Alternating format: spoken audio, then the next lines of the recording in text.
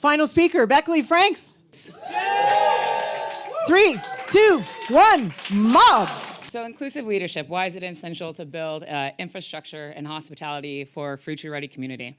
Being inclusive is not a one-off gesture. It's the scaffolding that is piece by piece put in place so people can rise confidently in their own authentic selves. They need to, lead and be able to create their own legacy, their own cultures, and without that scaffolding, a lot of times really talented people can not be seen and fall through the cracks.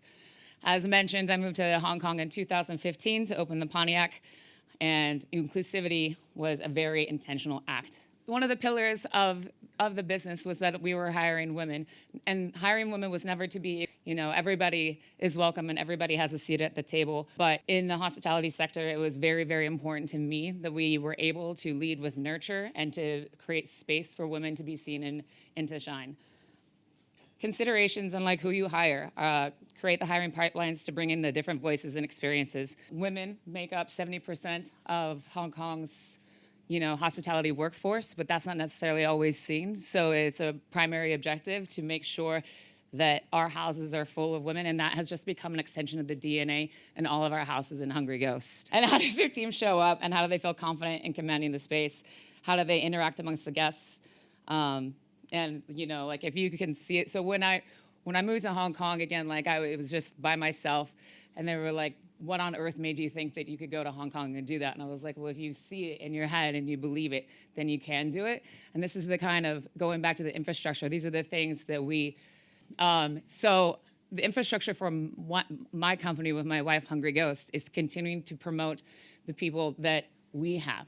You are integral parts of the infrastructure. These people are the future. These people are the faces. I don't take guest shifts anymore unless they can go.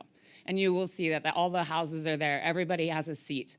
So going back to inclusion isn't just limited to these ideas and terms and regardless of sex and gender and identity or anything like that. Hong Kong especially. So during COVID, when we couldn't bring people in to celebrate the Pontiac and everything that we do, it was an opportunity for me to bring our local legends through to help celebrate us, because that is also part of the infrastructure. The infrastructure isn't just inside of your teams, it's the community that you build outside of your house. Bartending is a privilege, not a right. I've been fortunate enough to be authentically myself. So leading with authenticity, embracing your imperfections.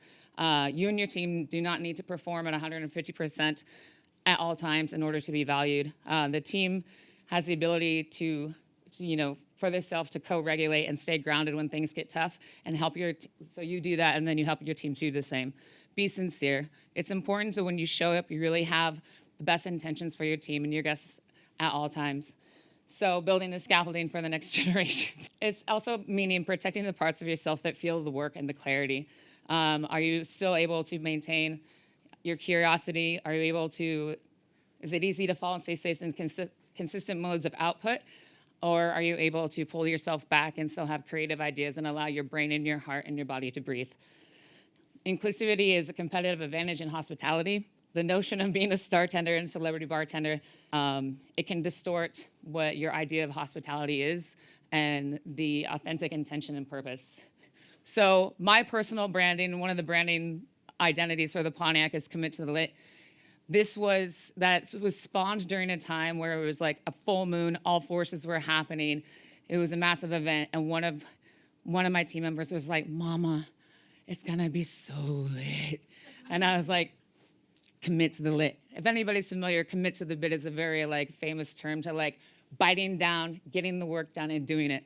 So committing to the lit is now an evolution of that. It's committing to the light inside of you, your bravery, your authenticity.